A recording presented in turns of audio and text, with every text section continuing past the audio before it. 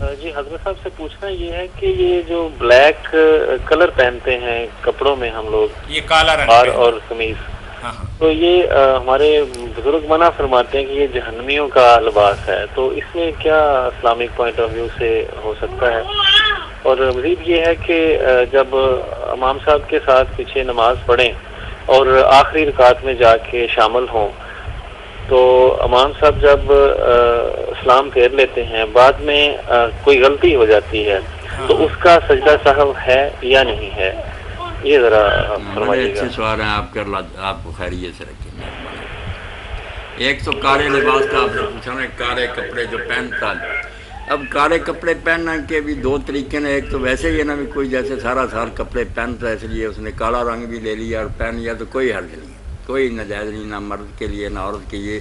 کالا رنگ بالکل ٹھیک ہے. خالص سرخ رنگ جو ہے نا گوڑا، یہ مرد کے لیے نہیں.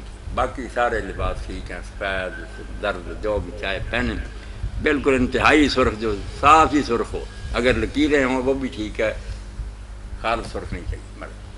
باقی جو آپ نے فرمایا نا کہ وہ کہتے ہیں کہ یہ جہنمیوں کا لباس ہے، اب کیا کریں، یہ انہی کی کتابوں میں جو میرے بھائی کالا لباس پہنتے ہیں، یہ کافی میں ہی باتیں آتی ہیں کہ کالا لباس جو ہے جہنمیوں کا، کیونکہ یہ فرعون اور اس کے جماعت کا عباسیوں کا تھا.